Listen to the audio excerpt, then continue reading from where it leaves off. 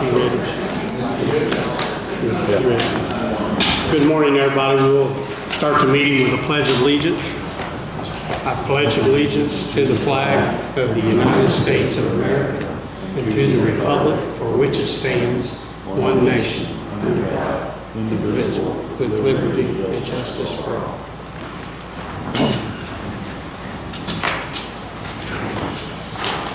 Hey, Larry, can you come up? We're going to do the bid openings here for the community crossings. They're due April the 6th. They've got to be turned into the state, so we need to approve a contractor today. If you can look over these, we've got 2 bids, I believe. So if you can look over them and tell me who you suggest for by the end of the meeting. Okay, but you're going to open and read them right now? I was going to let you open the room. I can open and read them right now. Okay, just make sure you speak into the microphone. Then you can take them back there and go over and make sure everything's there. Okay, first bid is from Paul H. Rowe.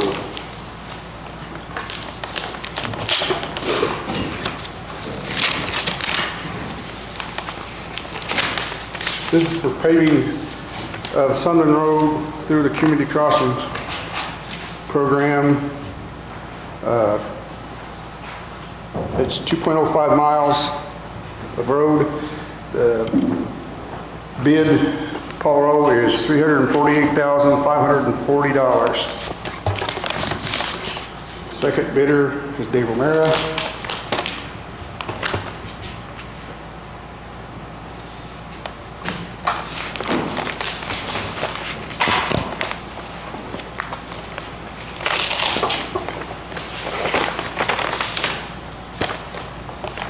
Dave O'Mara's bid is $318,162. And that's the only 2 bidders we have, so I'll review the bids and we'll go from there. Thank you. Yeah, review those. While you're here, though, let's do this LPA for Bridge 31.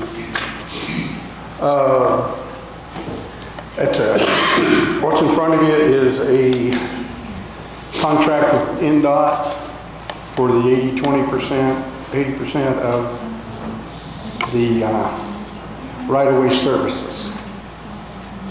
And I think in there's a total of $40,000, and I think it's I believe that's for $32,000, which is in the state/federal portion of it. And it's an agreement we basically have to agree to as we continue the project. We've already got a contract with a consultant to do the right-of-way services. We just need to follow through on the federal aid portion, which is this agreement with the state. So you're taking this money out of King Bridge, or where's it coming from? Our portion of it is going to come out of King Bridge, yes. But we have the $8,000 versus the $32,000. We actually have to pay for it up front, and we get reimbursed. It's that reimbursable thing. But What do you guys think? I mean, we're so far into this project now, it's overrun by $1 million already, so.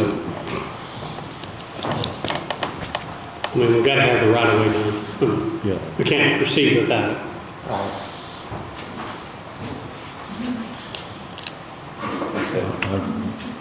I go with we proceed. Is that a motion? I'll make a motion we proceed. I'll second that. Okay, Jerry's made a motion to proceed with the LPA on Bridge 31 for approximately $32,000. All in favor? So let's get it done. okay, I So guess when will that be bid, Larry? I mean, when are we going to start the project? they will start right-of-way services as soon as we get a notice to proceed from the state. The state will give us notice to proceed on the right-of-way services, and then we can give our contractor notice to proceed, our consultant, notice to proceed. I've been doing that all morning. And then they'll work on it. And what the right-of-way services basically is purchasing the right-of-way. So they'll go out and make offers, and then we'll have to agree to that offer. Whether I do the agreement or whether I bring it to the board, but anyway, we'll have an agreement made on the offer, okayed, and then we'll have to pay for the right-of-way separately. I don't have in front of me all the right-of-way documents. There's 5, maybe 6 parcels we have to purchase, but they're small. They're less than a third of an acre, I think, on the largest maybe. Shouldn't be a major amount of money, but We'll let it out. So it's going to be in 24 at least before. and the project was supposed to bid in November of this year, and it has been pushed out to July of next year, which puts it in a different state fiscal year, which is good for us because that gets us beyond when we get our next draw on our Key Bridge fund. So really it's a plus to us to have it pushed out at this point in time because our bridge fund's not in real good shape. All right, sounds good. That's what I had. Thank you. When you get those looked over, let me know. I'm sorry. Yes, I'll look over. Jolene, my favorite treasurer.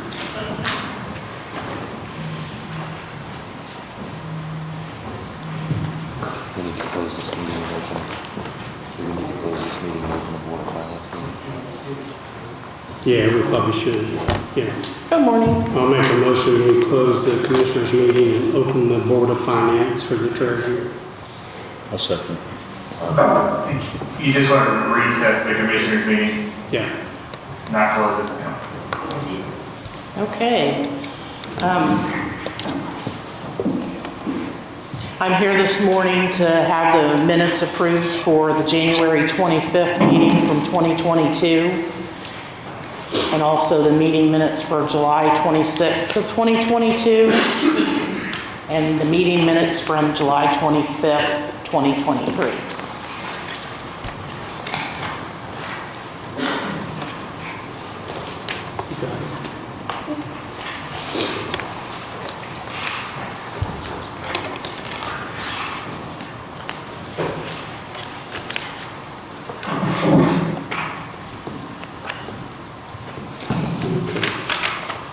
John's not going to be able to vote on these because he wasn't here. So Jerry. Yeah.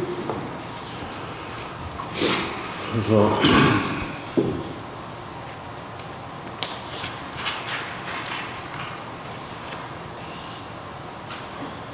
so I make a motion to approve the minutes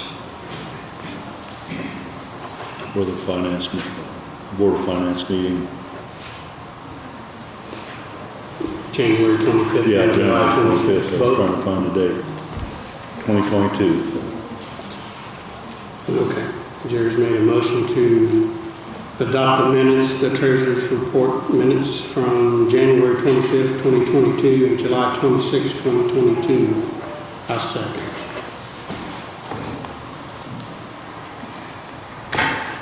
And I'll make a motion to approve the minutes of the January 25th, 2023 meeting. I'll second the motion.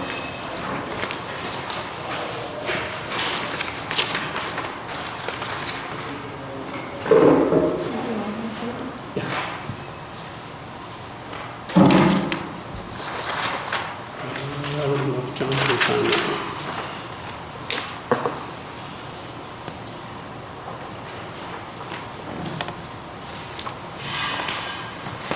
John signed this. John did sign this. No. No, he wasn't here. This is the one John needs to sign.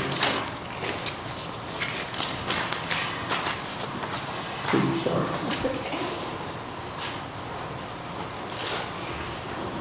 Tell us the good news you got about how much money you're making.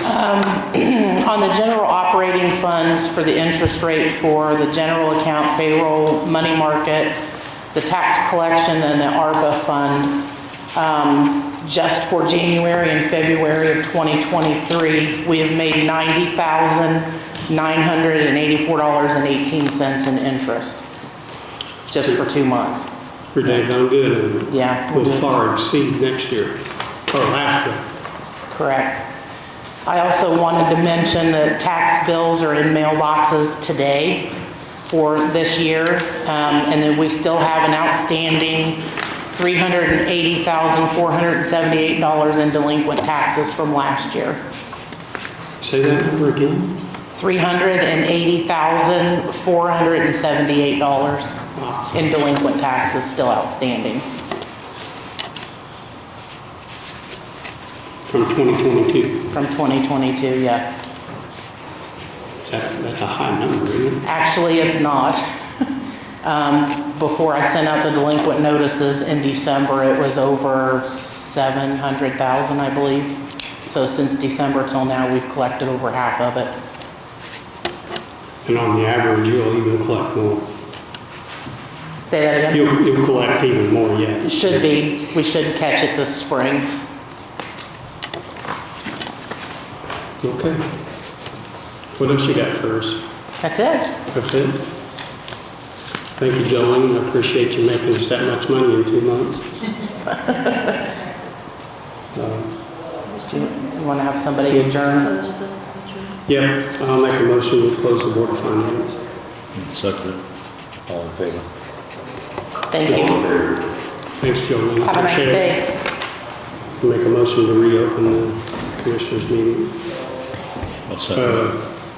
John, Palmer.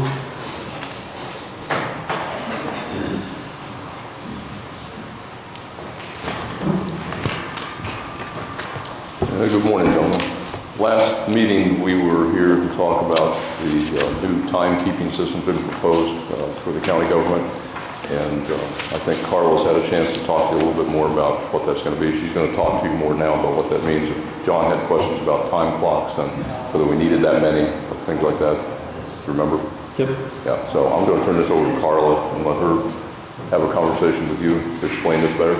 That sound good? Sure. She's got a mic where she's Yeah, at. I mean, we talked this morning, so I know we thought since the sheriff's office and the highway in the past had used time systems, but the sheriff's office is already used to it, that it would just be with the sheriff and the highway department for the actual time clocks, and then the rest of the departments can just use the computer app for it. I mean, the SBS system is not new to us. We already have part of it, right? Some of Well, how it works, it's actually the WOW system. The payroll and financial is part of the WOW system. We utilize the SBS so that the department heads can electronically upload their documents through the SBS to WOW. So this is an add-on basically to the payroll system where instead of the department heads having to manually enter their employees' time, when the employees use the system, their time will then be reviewed by the department head, and they won't have to manually start entering that information. And then it just flows from one system into the next system. So it flows from the time system into the payroll and then into the financials with a click of the button. you guys have any questions? Now, the question that I raised with Carla this morning was whether or not we had looked at other companies, and this is just an integration to a system that we're already using and add on to that. So any other companies would be, number one, not as compatible with the system, and number two, at a higher cost because of And pieces that we subject, already have in place. yeah, and subject to our current vendor even allowing third parties to get into our system. Right.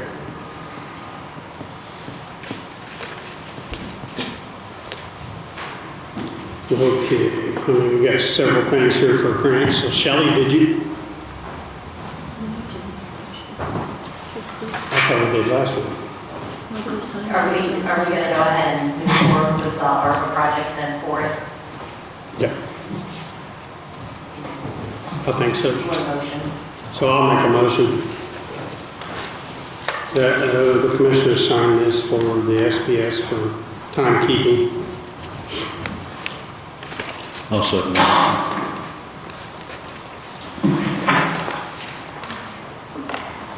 All in favor, the only thing I wanted to do is make sure that we've got a solid number on the number of clocks that we need. Yeah, we reduced it to 3, so the total cost is now $45,400 instead of $54,000.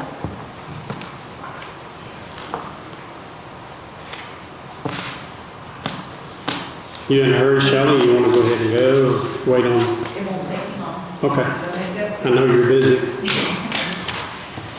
So the Franklin County Community Foundation, again this year, this is the second year we're having a community cleanup weekend.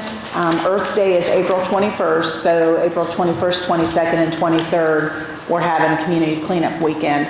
Last year we had 27 teams that joined us in doing this, and Whitewater Canal Trail does it as well, all along 52, along where the trail is. So what you all did for us last year is you allowed for free trash drop-off at the landfill on Friday and Saturday, and was just asking if this will be a possibility again this year. Well, I'm in favor of it, but I'm only one. You guys in favor of countywide cleanup, letting them take the trash to the transfer station? for no cost? Absolutely. Absolutely, we need all the help we can get. Absolutely in favor as well, but do we need to specify, someone had brought up that last year it was kind of open and we got hit with an overflow of tires and things that were brought in from the community. This is roadside, clean up trash. Yeah, it's roadside. I don't Yeah. think we're taking tires out. No tires. Okay, so when the information that I put out, I will put in there that there's no tires. No tires will be accepted. Yeah, last year that was a nightmare. We had them They brought stacked in, up. did for they 4 really? months. Yeah. So, yeah, we'll do that. We'll put that on the information. Okay. Free drop off of trash or the roadside cleanup help. Yep. Yeah. Yeah, and then the canal trail too. I know there was a lot of trash taken up last year. So, Oh, that'd be truckload after truckload. yes, Sure. yes. Or do you want them to have a coupon or just, we're doing the honor system? We could do it either way. I mean, we give them trash bags. They come to my office and we give them trash bags and gloves, and then I've got sharps containers in case anybody would find any needles that we can turn back into Margaret Mary. So if you want us to create some kind of coupon, but That's up to you. What color are the bags? they're just normal black, Clear? yeah, black trash bags, yeah. I thought maybe if it was a certain color, we would know about color. Yeah, maybe next year I can do that, purchase a different color. But, we Yes. want to encourage people to take their trash up there, but just no tires, Yeah, no tires. right? Okay, That's fine with me. okay, all right, thank you. Thank you. Appreciate your time.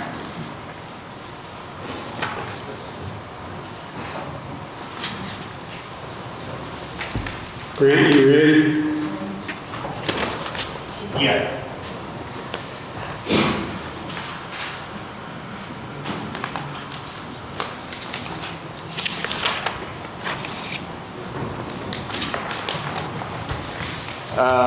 The first one, the nuisance one, I'm still working with the consultant on that. So the next thing, the biggest thing for today as far as timeline is the opioid settlement. I was able to talk to National Counsel on that a little bit more, or not National Counsel, but the attorney that's been representing us, that's part of the group that's been handling this litigation. She said that they're expecting this settlement, the math, to come out to be somewhere around 80 to 90% of what the first payment was, and a similar breakdown as far as the general and restricted funds on it. The last time you were someplace in the neighborhood of like 650, 700,000. So she's expecting it to be somewhere around 80% of that on this round. This round is with 5 entities. The one particularly wacky thing is apparently the payout schedule for those 5 entities are all different. So you're going to be getting different amounts at different times. But she did say that Indiana, she anticipates that there will be a breakdown of the calculation on what payment would come out at what time once they know who all's participating and going through all of that. The attorney's fees, again, will be out of a separate fund that had been established in this. So that 80% of the 607,000 approximately, that would be the number you would actually be getting. It will be structured again, but like I say, the structure is I think the shortest payout was 6 years and the longest one was 13 years that it was going to be structured over as far as when those payments come in. So I sent you an executive summary document that she sent to me that kind of gave some high points of it. The next step in the procedure, I am the designated contact person for the county for these settlement agreements, just as a matter of convenience. They're electronic DocuSigns, and basically I would need a motion to allow me to exercise the opt-ins. I think it's 5 different opt-in agreements, one for each of the entities involved. So to exercise those opt-in agreements so that you can stay in the settlement, the class policy, otherwise you'd have to break out and go on your own, which I don't think, as I mentioned last time, I don't think is a good idea by the time you get attorneys and everything and get that tracked down and try and go on your own. I don't think that would end well. But the deadline to do that is is April 18th. So technically you probably could do it at the next meeting, but I would rather we go ahead and get it knocked out just in case I hit any hiccups or anything, or we have any technical snafu, so that I've got the authorization to get that sorted out and exercise those electronic opt-ins. So is that right there with the no cost to us to participate, you just need a motion from us to participate and Right. specific? Yeah, it would be a motion to opt in and to authorize me to execute the DocuSigns for opt-in. I would make a motion that we opted in the national opioid settlement and designate Grant to sign or DocuSign for us on our behalf. I second it. All in favor, Grant? So, Okay. All right, I'll work and get that done here in the next couple days so that we're good and set on that. The next item I've got on there, again, I brought this up at the last meeting, a preliminary draft, and got some feedback as far as a procedure to bring in private roadways, or not, I said the word again that we didn't want to add in there, but bring in roadways that are dedicated to the public use, but are, for instance, in a subdivision, to bring those into the county system. I have updated that based on the feedback I got last time to make clear. One of those was that it had been dedicated to the public use, to make sure it's clear that they have to meet the zoning and the subdivision control in addition to any other state or local laws. And I made those updates on the policy, so I think that is ready for a vote unless people have additional comments on it. I did get feedback. I think Rob had raised a couple points at the last time, and I think I addressed those, and I think Rob was satisfied with those.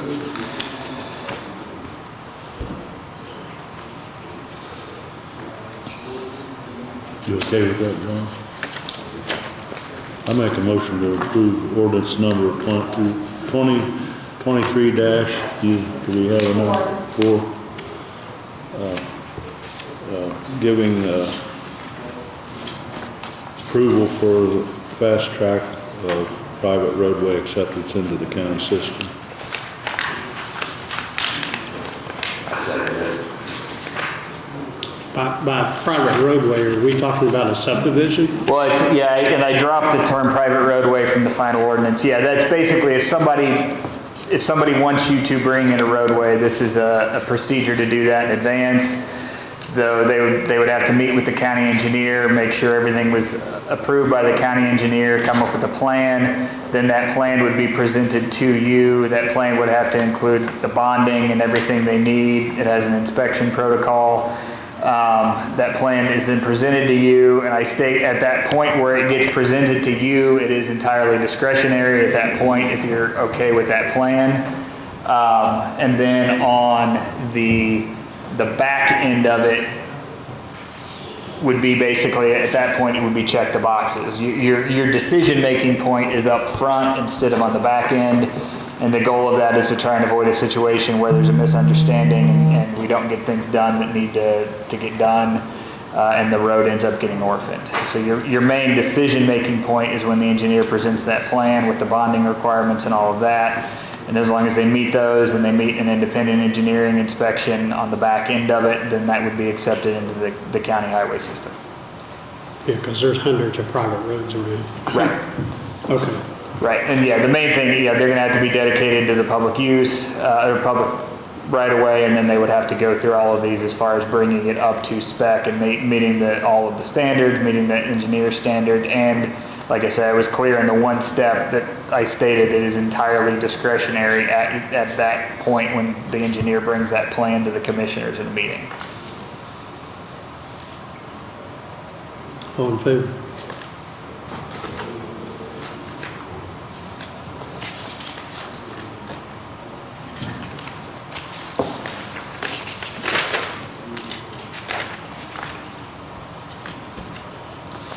The other things I had, they don't have to be voted on today, but I sent them in yesterday. Nick Lawrence and the Wheatley Group, that contract needs addressed for the year. Bill may have some comments on that. And then my contract, I've just been operating under a carryover from last year. At some point it needs updated. If you want to discuss it today, we can. But if you want to wait to vote, neither of those are time critical. I started reading it earlier, but I haven't finished, so is it pretty much what we talked about? On mine, yeah, it's basically what was discussed as far as I bumped it to 210 on the rate. It had been 185. That's still a discount from my private rate. And I think in line with the market around here for a discounted rate. I put a couple provisions in. I shortened the termination period because I may have some structural changes just in my office and need to re-execute the contract. I'm not anticipating bailing on this, but I just may need to modify the contract if I have any structural changes. And the one thing we talked about was is more developing a policy so if there are conflicts between offices on handling that. The way it is worded in there is that if I am doing work for a group other than the commissioners, that basically it needs to be pre-approved. If it's between meetings, it would be pre-approved by the president. And if it's not between meetings, it would be approved. You could bring it to a meeting and have a vote of the commissioners to determine that. I don't think that would prohibit something on a standing basis. I know a couple of the offices you mentioned that potentially, things pop up fast enough that you're okay at being on a standing basis. But that language is in there as well to deal if there's a conflict between the offices. Have you guys got to read the contract yet, Tom? You did? Have you, Chair? Do you want to vote on it today, or? Yeah, we might as well.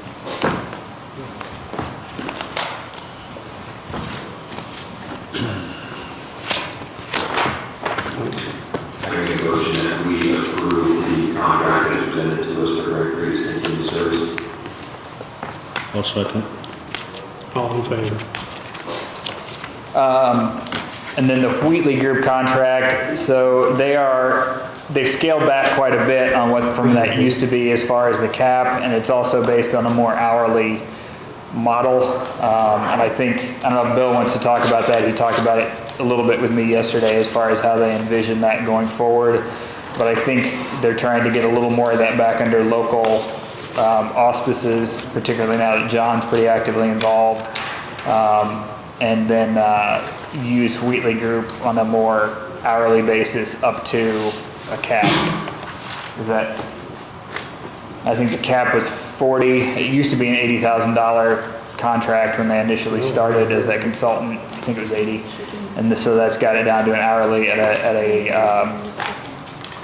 $40,000 cap.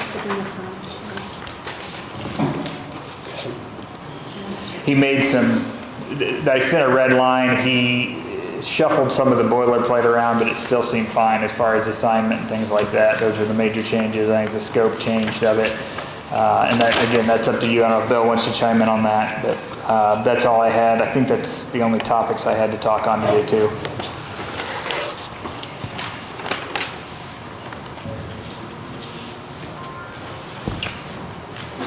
Thank you, Grant. We need to do claims payroll.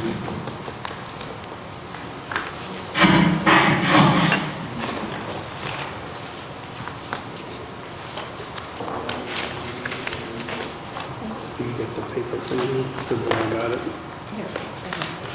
Here it is. Yeah, let's see. These are claims payroll and other distributions approved by the auditor, then submitted to the commissioners for their approval. Paid on 3/8/23, approved today, 3/22/23. Regular claims, $211,038.08. Utilities, $319,423.27. Extras, $20,095.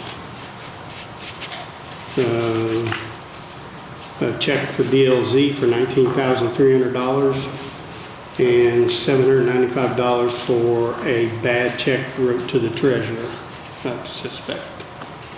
Payroll of $215,517.75. I need a motion to approve these as read, approved by the auditor.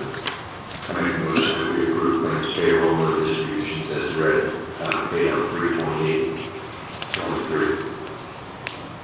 John has made a motion, Jerry. Yeah, I'll second the motion. All in favor?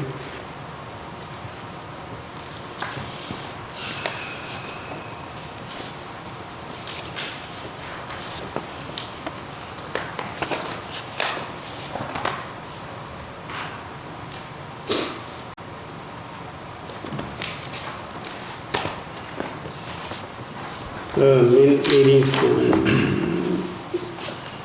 3:15.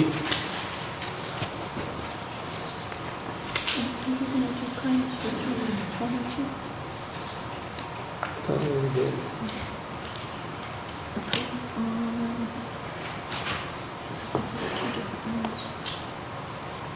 What's the date on that?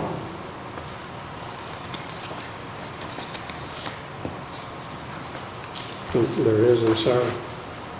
There's So- not a paid date on that. What is that date? This is the one we approved, payout date 3/8/23, approved on 3/22. And we have another one here. These are claims and payroll and other distributions approved by the auditor and submitted to us and approved today. These are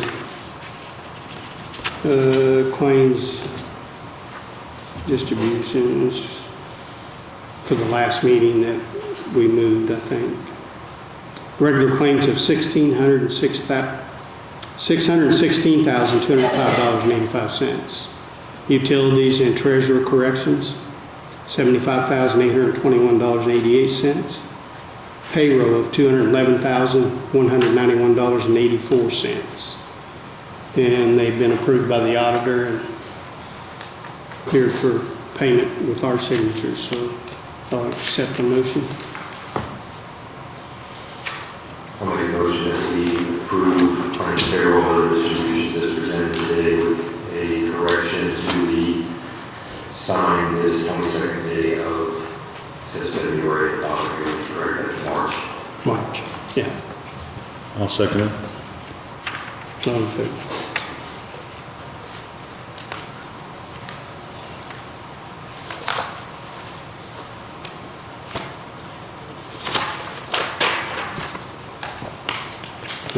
Bill, I'd like for you to come up and talk to us a minute if you can about EMS.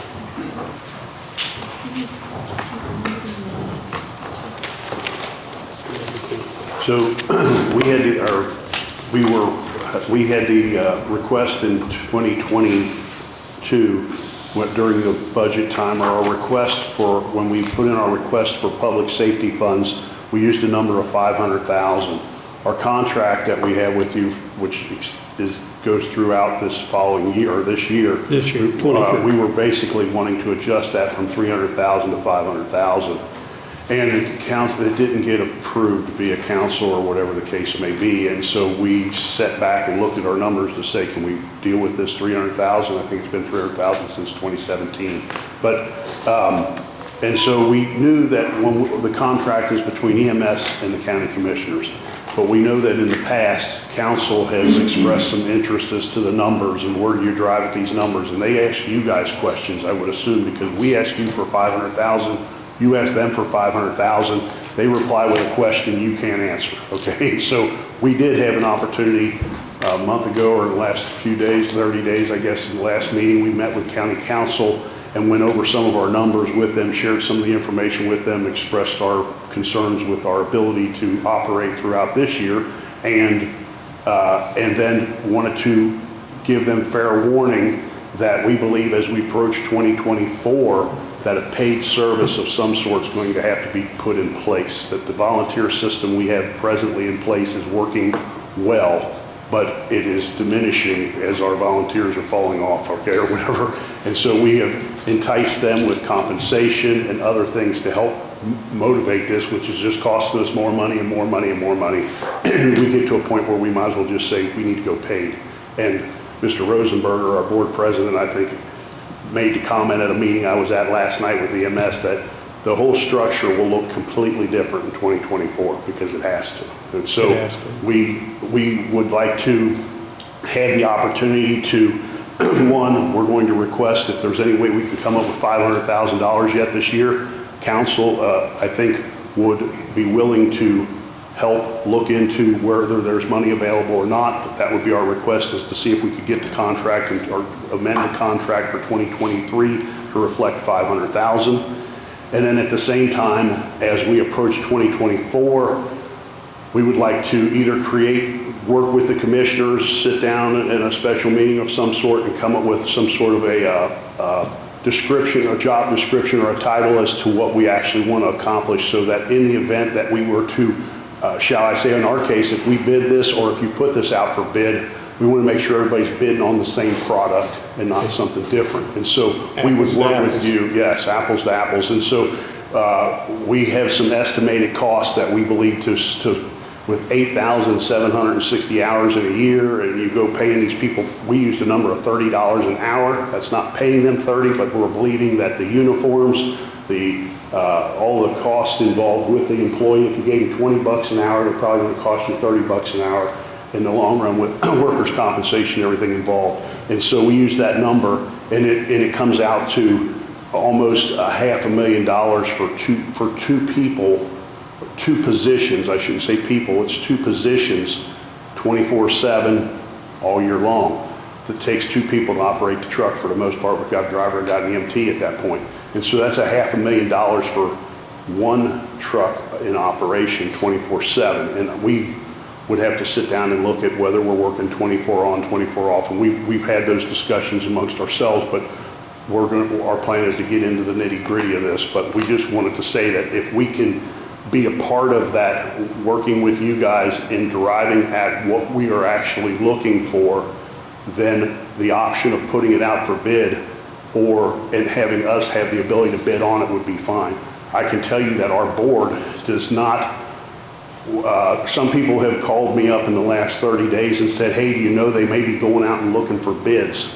I don't believe that scares us at all, because our interest is making sure that we're providing the best product possible from a public safety standpoint for the community.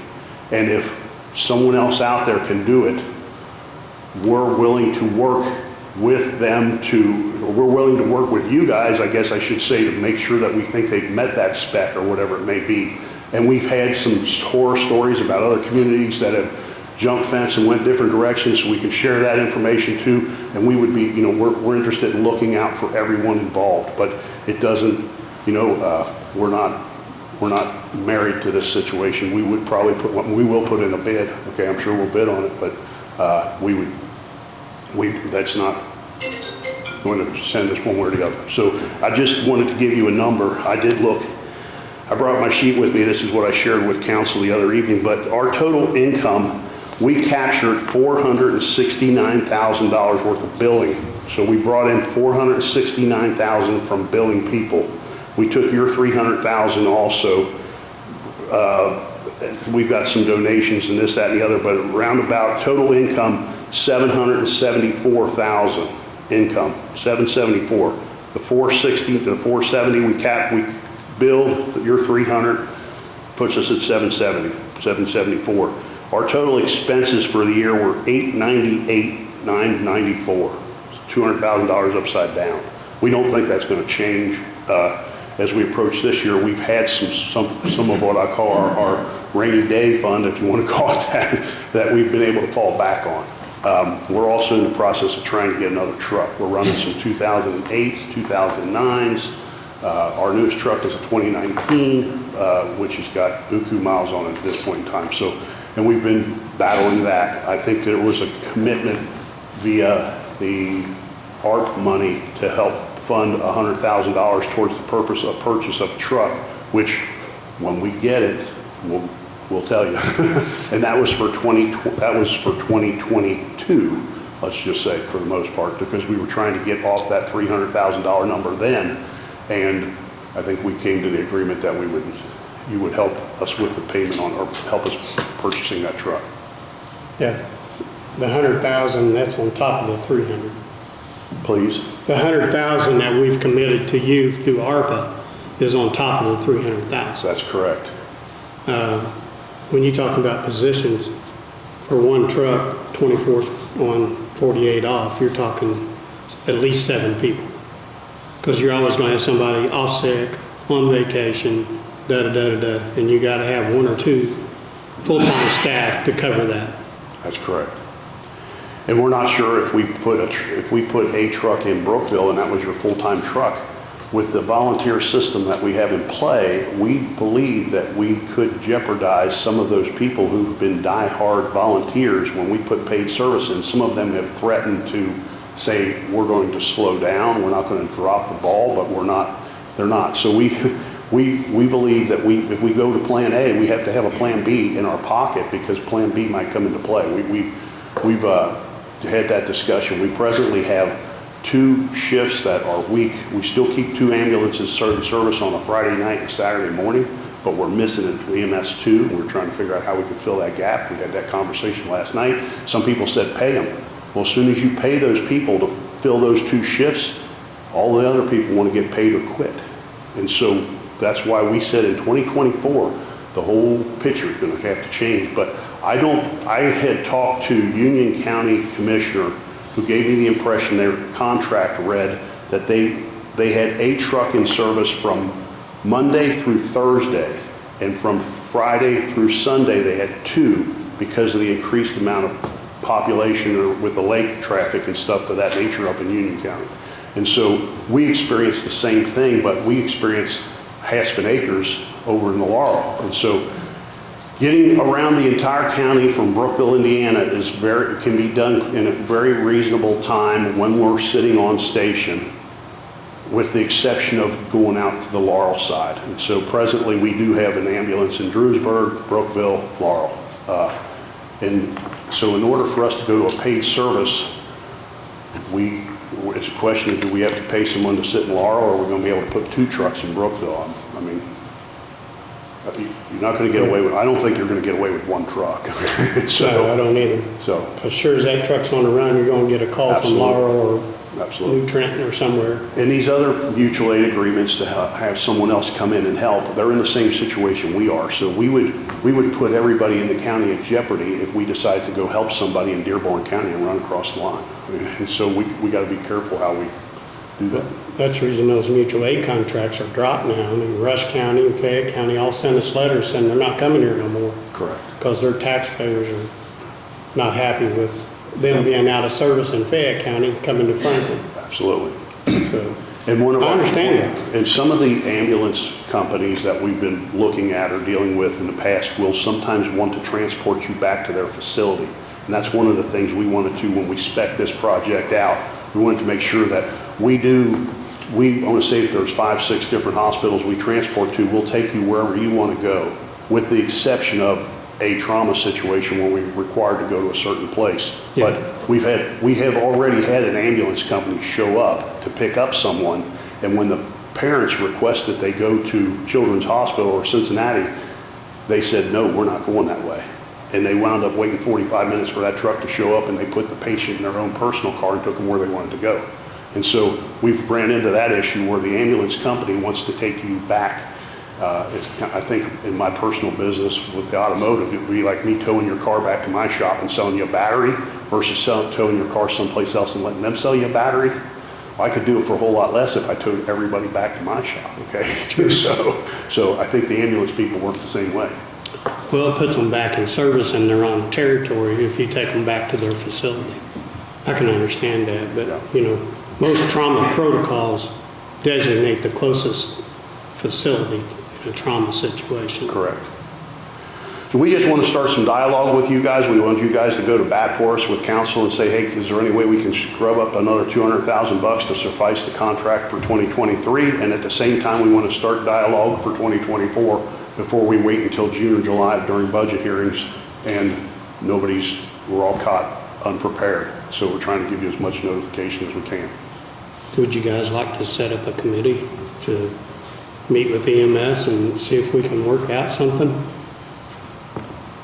I think we need to set something up to start conversation so that we can, at least if we're going to look for an RFP or put an RFP out, we need to get the details and make sure that everybody that is submitting those is submitting them all up plainly.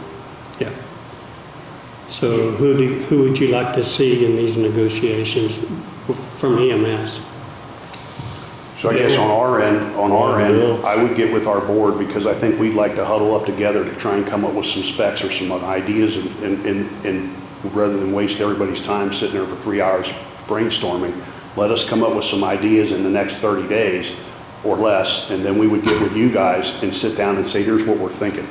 And then you guys can critique it at that point, whether we meet in a special meeting, I don't know if we can meet per a contract, in a executive session, or whether we just have a special meeting, or whatever you guys want to do on your end. You're welcome to come to our place, our business, or come to our shop. But you can think that one through, and we can work that out later on, or however you want to do it. But in the meantime, we're going to crunch some specs on our end, and then we'll get back with you guys and see. When I say specs, I think it's just a matter of us determining what one truck is going to cost, what 2 trucks is going to cost, and what territory we can cover. We can look at turnaround, we can look at times. Drewsburg is not sitting on station, and so there's a time between leaving your house, going to the place, getting the truck, going to the, and versus being on station. The house that we own, that we did purchase the house next to our facility down here in town with the intentions on one, increasing some parking, because when we do training programs, we don't have any parking for our training, and at the same time, we may want to utilize that. We would be willing to utilize that for the purpose of full-time staffing. And I guess I would be open to say that if someone else gets the job, it's for sale, I would assume, or I'm not going to say it's for sale, but I'm sure that we would work something out with whoever we can to use that facility to accommodate the county. So. To me, I'm not interested in one truck. I'd like to see 2 trucks, one ALS and one BLS. Full-time? Yes. I'm leaning towards 2 trucks full-time paid and an advanced truck, an advanced chase truck is what I'm leaning towards. So presently we've got the BLS system in play with the trucks, and we've got the girls, the staff, I should say, in our chase truck running ALS. And I would like to see that ALS become a paramedic, okay? I would too. Yes. But I'd like to see them in an ambulance, not a chase. Yes. Because a lot of times if they'll go on a call and if there's nobody to transport them, they're there for nothing. Yes. And we recently experienced a call that was minor situation, and the ALS chased and went to that scene, recognized it wasn't an ALS situation. We had a second call come out minutes later, and the ALS was able to go back to the other scene and stabilize the situation. We still didn't have a transport vehicle at that point. We were bringing one in from Drewsburg, but the parents agreed to transport, or said, we'll take it from here after everything was stabilized. So the chase truck does sometimes give us that advantage to be able to stabilize a situation and then run to another one. So, but she can't leave the scene until the ambulance arrives, not really. She's given up her continuum of care. She could lose her license. She's the highest level of care. She can't abandon her patient. Can't abandon the scene. No, she can't. So. But I would really like to get those negotiations underway and see what we can come up with before we bid it out. I'll work with our board, and we had a meeting last night, but we won't meet again for another month, but I'll get with Roy Rosenberger, and we'll probably put a meeting together amongst ourselves next week, and I'll see where he's at on it, and we may ask if somebody wants to be a part of that discussion, they can, but I'll run that by Roy and the board. I think we can call a special meeting for that purpose only, for a contract for EMS. I mean, okay. I would rather all 3 of us be here to decide that. Perfect. the comment about the Wheatley Group, Wheatley Group has been a great, when Grant was up here talking about the Wheatley Group, do we have a deal? I didn't understand what transpired there. Okay, so you guys are working on it. Okay, we're working on it. We didn't approve it. We No. came back up and approved that contract, or we want to wait? We let that go by without approving it. Yeah, I know, but I haven't read it. Okay. I mean, Okay. have you read it yet? I did read through it last night, but. Did you, John? We all had time, so. I haven't read it all.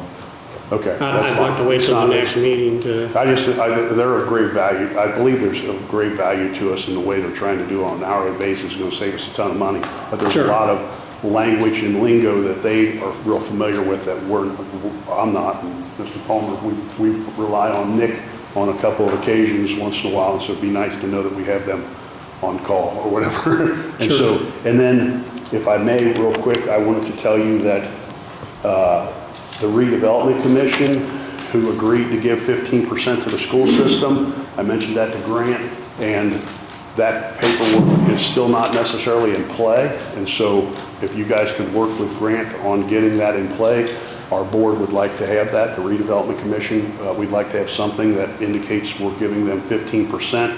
And I can go over the language to some degree with Grant. Our plan is to pay them, shall I say, in the rear, because we will not know what we're going to capture in 2023 to give it to you in 2023. So what we're saying is what we captured in 2022 will be paid, and 15% of that will be paid in 2023. What we capture in 2023, 15% will be paid in 2024.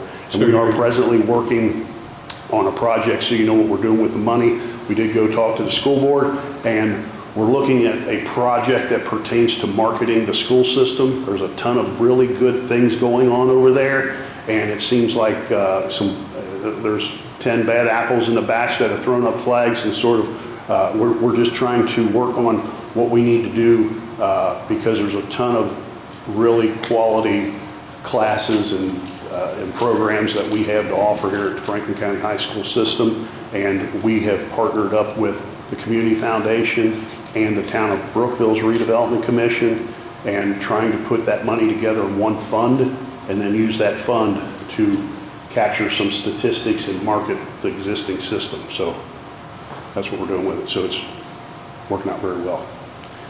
And with that, I don't know if there's any other questions as far as READY or any of those things are concerned, but the READY grant process or any of that, I could address that if you want me to, or... yeah, go ahead. So the gas line project was a READY project, and I want to say it's complete. We're waiting for some information that there's a lot of red tape because this is federal money in most cases, in all cases, and there's some red tape, but it's just getting they're working on that so we can get their payment to them. As far as READY is concerned, the Reservoir Hill project is in the pipeline. READY set a deadline as of March 17th to make sure that all the information they needed to submit the request was in play, and that information was available, or that they had that in their hand last week for that matter, and so they should be submitting the request to IEDC for a $4.5 million grant, or close to it, just under a $4.5 million grant for the sewage project on the Hill. And then the other project that does somewhat affect us to a certain degree is in Dearborn County Water. But the Dearborn County Water Association had a 4-phase project. Phase 1 was to fix the treatment plant up. I think it's in Franklin County. It's up on Highland Center, up that way. But regardless, that was their phase 1 project. Phase 2 was to do some line extensions in the northern part of Dearborn County, but on the Dearborn County side on this side of 74, but in the county, in Dearborn County. That was their phase 2. They put those 2 projects out for bid. Those bids came back higher than they anticipated, so they could only handle phase 1, which was their treatment plant. They put phase 2 off. They came to READY and asked for funding to help with phase 2.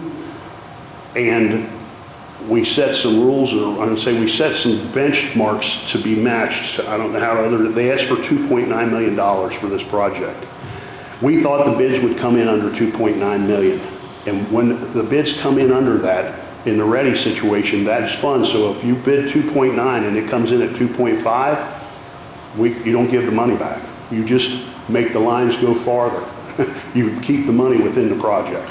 So we put them on the fence and said, we will authorize you 2.9, but we want you to put this job out for bid. And then we want to know what the number is, because any of the residual that goes over whatever your bid is. In this particular case, I can tell you ballpark numbers, there's about their bid came in about 700,000 under the 2.9. So what would that have been, 2.2? So let's assume it came in at 2.2. There's $700,000 worth of money still laying on that table to extend those lines. And I guess I have made a request that that residual money be used to put a 12-inch line from County Line Road north towards the Southgate Industrial Park. We don't have fire suppression up there. If we were to ever expand that operation up there, we don't have adequate fire suppression. And so we believe that part of the project could cost, it's been estimated at about 1.2 million, and we're sitting on 700,000. And so Dearborn County has considered the idea of what they have is called Phase 4, which was to fix a line that goes under I-74, which could be done for 700,000. And I want to say myself and Randy Maxwell, who's on my team from Dearborn County, sort of insinuated, no, you'll run north. And they said, well, we may not have enough money to get to the Southgate Industrial Park. And our point was, you'll go north until you run out of money. And when you run out of money, put a fire hydrant there. But we're not going to let you spend the money elsewhere. And I want to make sure I shared that information with you guys, because I don't know if I'm allowed to be making those kind of, It's good for Franklin County.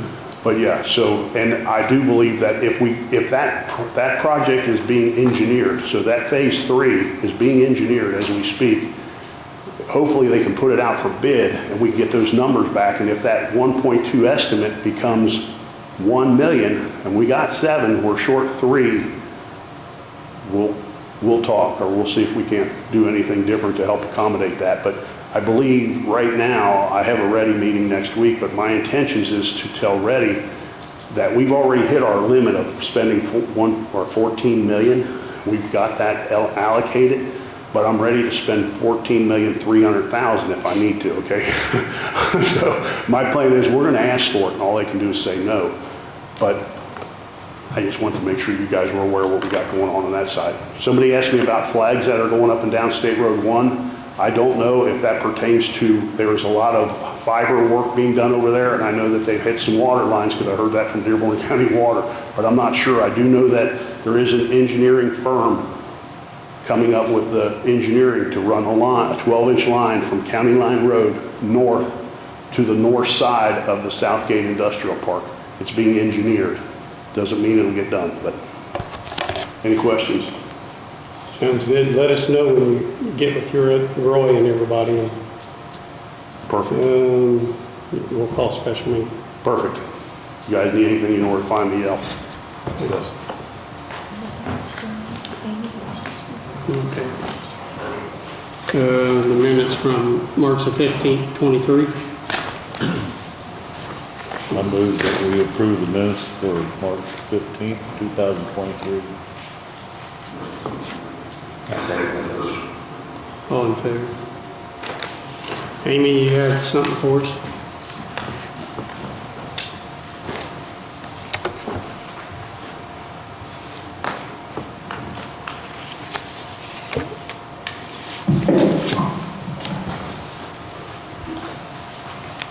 I've got just a couple things. The first one, I just gave you a packet. This is the Notice of Funding Opportunity, or NOFO, for the FY23 State Homeland Security Grant Program, or SHSP program.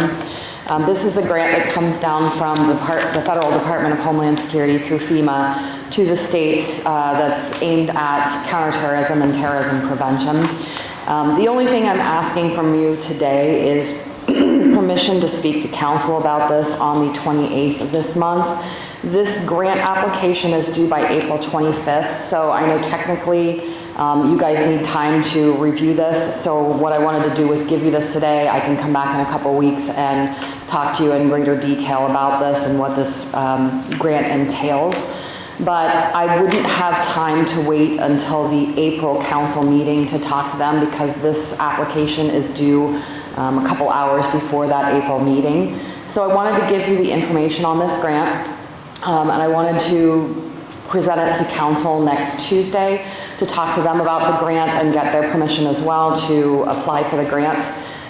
It's focused on counterterrorism stuff, and we can get up to $300,000 on this grant. How much? Up to $300,000. There, you can do 2 projects for up to $150,000 each. If you look on page 7, that's where it starts, the list of allowable things that you can spend the money on. But it's things like enhancing cybersecurity, enhancing the protection of soft targets in crowded places, enhancing information and intelligence sharing and analysis, combating domestic violent extremism, enhancing community preparedness and resilience, and enhancing election security. So we have gotten this grant 2 other times. We got it in 2020 for $214,170. And I used that to buy new security cameras for the 5 schools under the Franklin County Community School Corporation, and we'll be buying the cameras for the jail and sheriff's department as well as some for other public safety offices. The 2021 grant we got for this, we focused on cybersecurity and got $249,000 and some change to buy new servers and backup servers and cybersecurity stuff that I'm working on with Ramsey. So there are a variety of opportunities to come up with projects on this. I'd like to talk to some other department heads and some other public safety partners to try and come up with project ideas for this and put together some proposals that I could bring back to a future commission meeting. And then I would not have time to present the final projects to council before the due date on this, but I could present it to council on the 25th of April. Unfortunately, this deadline is the same day as the council meeting, so I don't have time to get everything together for Tuesday's meeting, but I would like to seek their permission to apply for this grant. So I'm looking for your approval just to address them on Tuesday, and then I'll come back and talk with you in greater detail in a couple weeks at the next commission meeting to go over any questions you might have or any project ideas we might have come up with. Is there a match? Usually this one doesn't have a match. So this is generally 100% reimbursable. I was on a training session before I walked in here, so I haven't heard the full details of that training, but I've never known there to be any match on this grant. But this money will run through the county, correct? Yeah, it'll come into the county. We have to spend the money first and then solicit reimbursement, like all of my grants. So the auditor would have to do the reporting, is that correct? Mm-hmm. I do the reporting up to the state, which rolls up to the feds, and then through SBOA, it would be the auditor's office. John, would you take this on? And get with Amy and see the details? Sure. Right now, you're just looking for approval? Yeah, just approval to talk to council on Tuesday. And then I know you haven't had a chance to look over this, so I wanted to give you a couple weeks to look over this before the next commission meeting, and then we can talk in further detail on that. So the only reason I want to talk to council first before getting your full permission to apply for it is because the next meeting for April won't be until after this application deadline. So my only chance to talk to council on this is at Tuesday's meeting. I mean, there's a lot here, so. There is. It's a grant that I'm very familiar with. Give us a lowdown on it at the next 2 weeks. Right, now what she's looking for now is permission from us to go to council. Yeah. And then we can, I think as long as we have condition that we don't have to match, we go right ahead, apply for it. I didn't hear that last part. No match in what? If we don't have to come up with a match, I don't see a reason why you can't apply for it. You know, I'd make a motion that you apply for it. But it'd be real important to know what the money can be spent for. Yeah. I mean, there's a lot of reading here. There is. So you can do that. Jerry's correct, she really doesn't need council's permission since there is no match for it that the county has to put up. So he's correct, you could go ahead and apply for it. It was in the county grant policy that I have to seek their permission. I know, but that it should have been specified. Okay. That, you know, if you need a match or given the knowledge of it is fine. Okay. I don't know using the money up front, but yeah, there's no match required. not like they're going to come up with additional funds. Okay. Based on that. Okay. I guess they just need their permission to allow you to set up a fund and account for me and all that good stuff, and to front the money. It's not the first let council know that you're applying for this. Okay. That, you know, commissioners are going to be reviewing the details. Okay. John still needs time. We need 2 Sure. weeks to digest this, I'm sure. So do you want to put it off till next meeting? Yeah, we can put it off to our next meeting. So the only thing I want to ask for is the okay to talk to council on Tuesdays. I'm not asking for your permission yet to, on a budget or any projects or anything like that. We don't have that developed yet. I haven't talked to anybody about it yet. I just got this week. I don't mind if you talk to council, you know. That's always good to notify them what's going on Yep. and what grants are out there, so. Yep. Okay. I have no problem with her talking to council, do you? You guys? No? All right. So I need to But we- withdraw that motion. No? No. We need John, a couple of weeks for John, I mean, Yeah. to know what we're doing here. We don't want to go into something blind. Sure. And it's one I've worked with for about 20 years, so I'm pretty familiar with this grant. We can go over some project ideas. It's going to be a lot of work. It is, yeah.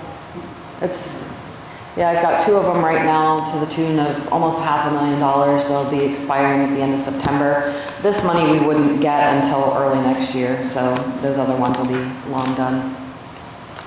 Okay. All right. The other thing I wanted to talk to you about is to invite you to a kickoff meeting on April 4th for the County Emergency Operations Plan Development, or also known as the EOP, or Comprehensive Emergency Management Plan, or CEMP. This is something that we are required to do or keep current. We are to develop a county comprehensive emergency response plan. This is our plan for how the county will respond to different types of emergencies: tornadoes, floods, blizzards, all that good stuff. The last one we have was last updated in 2016. I've got a grant that's already covering this. We've had the grant for a couple years now. The contract you guys signed a couple weeks ago for Tetra Tech, they will be leading this kickoff meeting in this planning process. So on April 4th, I will be sending out an invite later this afternoon to different county department heads, different public safety partners, the school district, and other partners that we would work with in emergency to talk about this kickoff meeting and just inform everybody what will be occurring over the next 6 months or so and how that planning process will work. So I will get your invites out on that, but I just wanted to give you a heads up that that was coming, and we'd love to have you at that. Your input will be very key. It's not a meeting where Amy writes the plan for the county. It's a meeting where Amy coordinates the different partners that would help us in a disaster, and we all work together to write this plan. So just an FYI, that invite is coming. Okay. Thanks. Larry, did you decide anything on them 2 contracts? After reviewing the contract, the low bidder, they were at $318,162. I will note that that is below our engineer's estimate, and the money is available for that. We've got community crossing money available for that. So, and all their paperwork is in order, and I would make a recommendation to the board to award that to David Warren. Okay, we've heard from Larry then. Being as they are a low bidder and all the paperwork is in place, I'll make a motion to award the Community Crossings Grant for pave Sunman Road to Dave O'Meara. I'll second the motion. All in favor? Thank you. So you'll send notice, Larry? I'm sorry. Will you send notice to O'Meara? All right. Okay. The contracts? Yeah, I got a copy of the contract. You guys, you give it to you. You can sign it now, or you can sign it after the meeting. No, let's sign it now. Right. It's gonna leave nothing.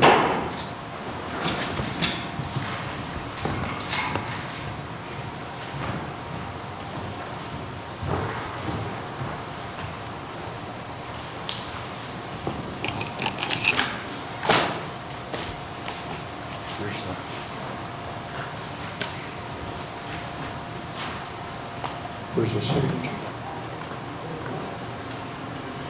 Do we have any public or anybody on Zoom?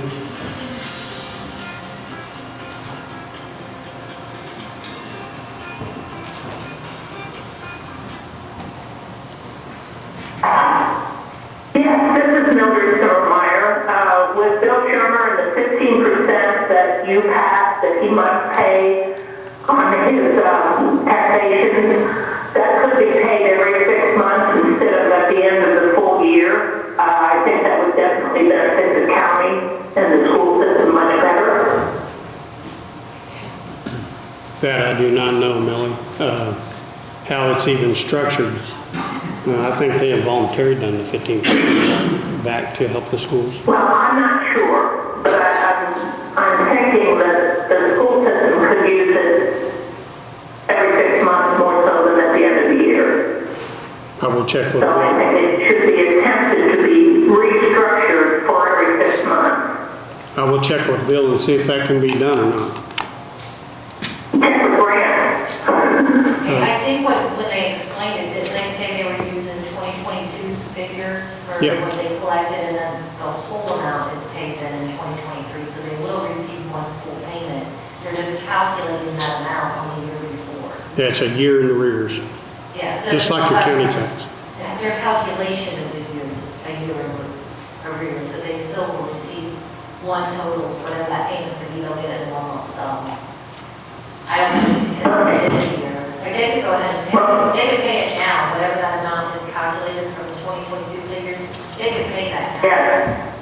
Yes, and that would help the school system to have that money in hand instead of not. Thank you. Okay. I'll make a motion to adjourn. Would I be allowed to say a few things? You got about 5 minutes. That's more than nothing. You know, I've been going up, not just against you guys, but I've been going up against the Justice Department and everything else. I don't know if I brought this before, but Yeah, you that's did. out of 1 gallon of water. And, you know, you guys say pledge to the flag before you start the meeting. It's pretty simple to prove that our government is not on our side. And they're in the process of killing a lot of people off. And a lot of it ties back in with the doctors and the farmers. The farmers are killing us by using all the chemicals that they're using. And we're losing more and more topsoil. There's farmers that totally change the way they farm. They don't plow the ground, they don't use no insecticides, they don't use no weed killers. And they're gaining, in a 20-year period, they're gaining 5 inches of topsoil. We're losing every year. And there's a lot you guys talk about all your budgets and stuff. Hyperinflation is just now getting started. So I understand nobody. There's so much I got to say that it just overwhelms me. And I think it's about time that we actually have serious talks about generating our own electricity and being a self-sustaining community that worries about our neighbors. And right now, it's just maddening. And I'm self-employed. I work at home, so I can sit around and watch stuff that the average person wouldn't have time to investigate and just educate myself. There's like the chemtrails in the air that's above the, you know, I can be out at midnight, look out, beautiful star covered night, and you see big chemtrails going right to it. And we got to face everything that humanity's up against. Well, they're trying to cool the atmosphere so we're not in climate change, you know? So isn't that a good thing? No? Using aluminum and all kinds. Geoengineering watch, Dane Winnington I've tried for years to get you guys just to do research and look stuff up. And not one person in the whole county is willing to do that. And I'm sorry, I'm not familiar with you, but let's schedule a public talk about some stuff. I mean, you guys are going on like everything's normal. It's normal because it's in the middle of crashing. All the major corporations have downsized 20%, and it's just going to keep on downsizing. And this isn't my theory or anything else, it's right. It's all documented.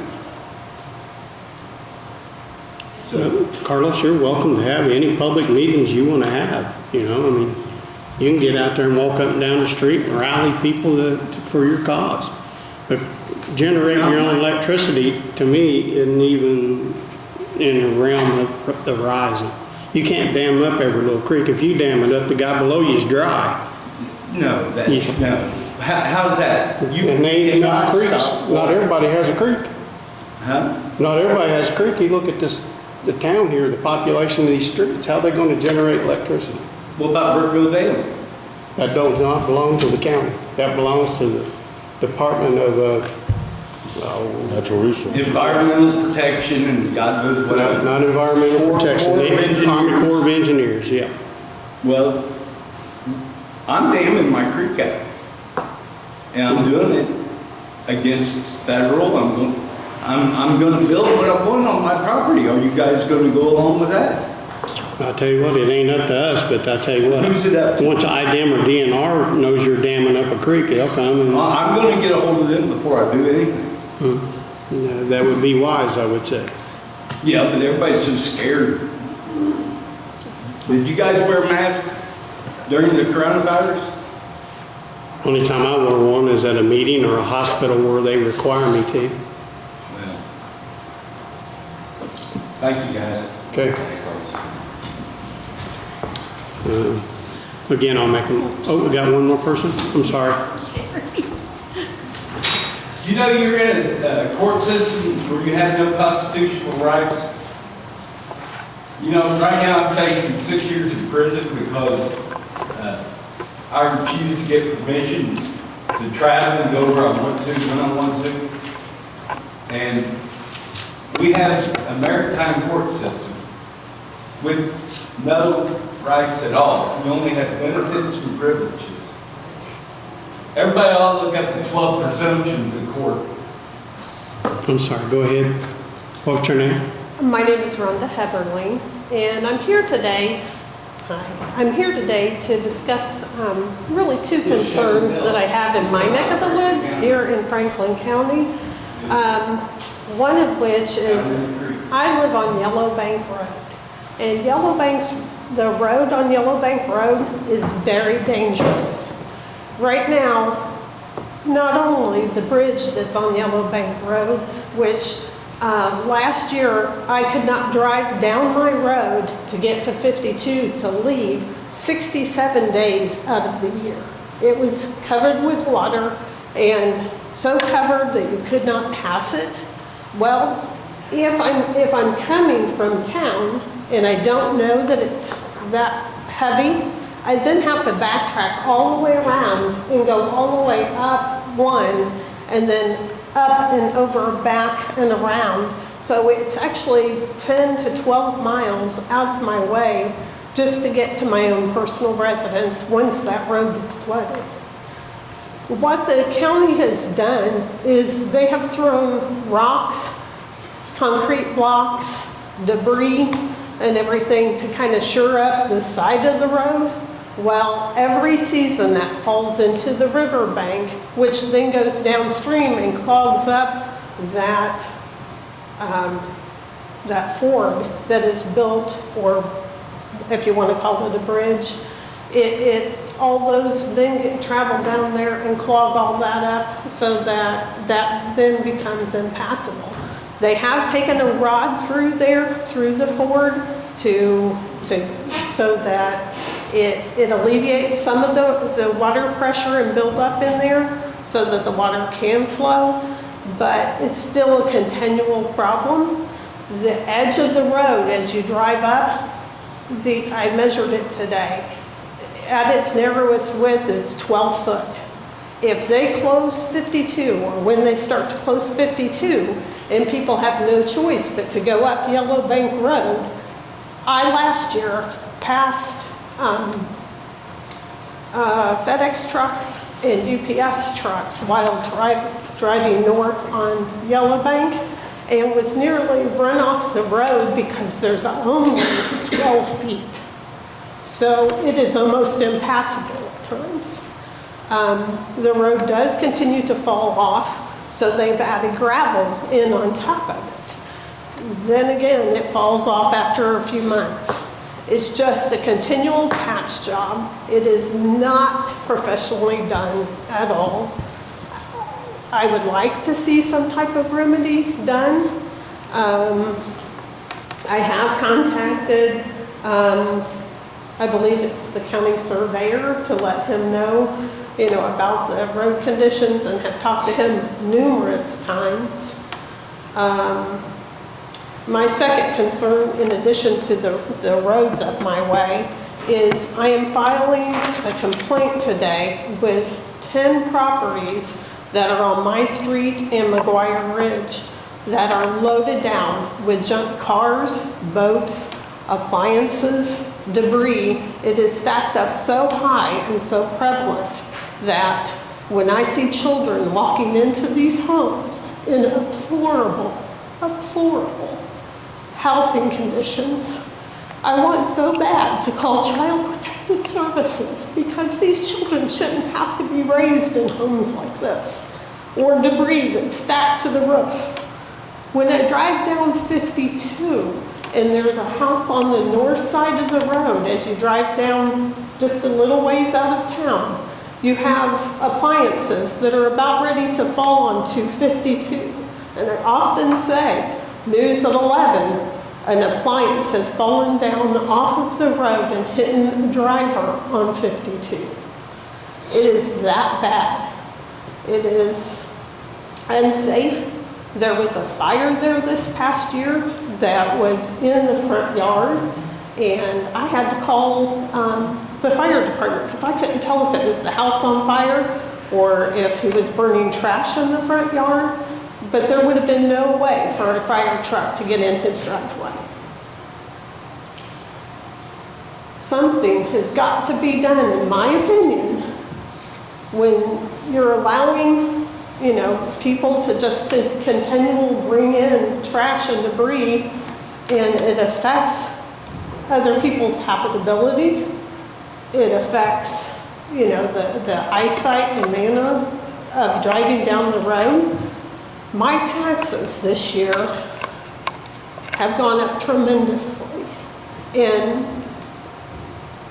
I just don't feel like I'm getting the services for the taxes I pay. I do not see enough benefit to stay here unless there's progress being made towards that. Well, your property tax, about 80% of that goes to the school. It's not used to fix a road. Your gasoline tax is your main thing to fix a road. But it could be used and is used to put people in charge that can put stipulations and ordinances in place so that people do not have the right to affect other people's home values by stacking up trash, cars, boats, appliances in their front yards.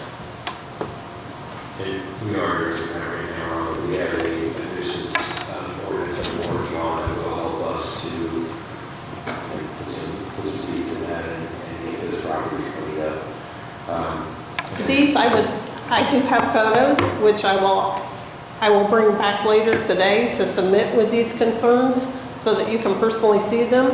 But if anyone has any questions, please take a minute and drive by the addresses I've provided you and see if you don't agree.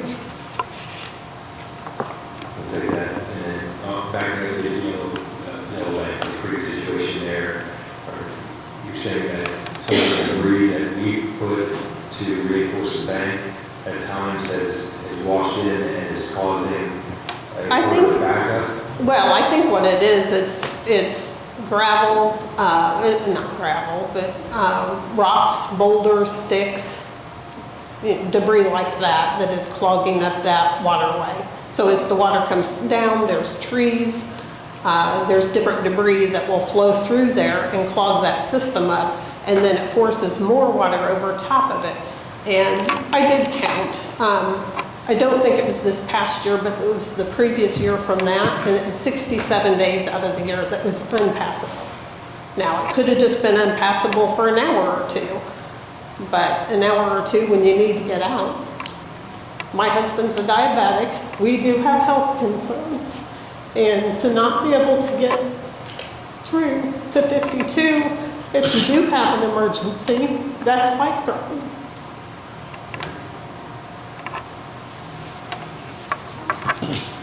Just thought I would bring this to your attention.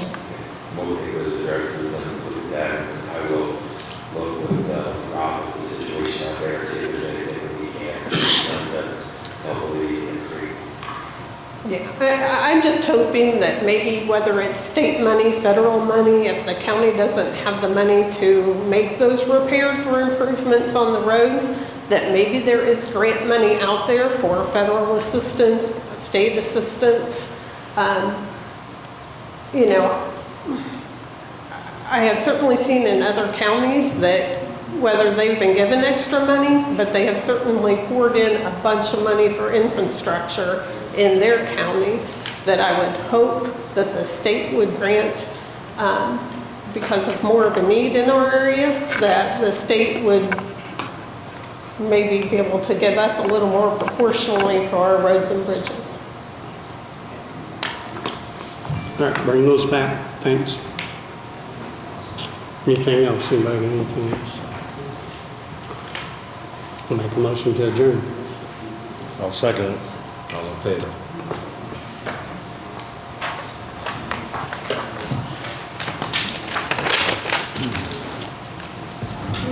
Mhm.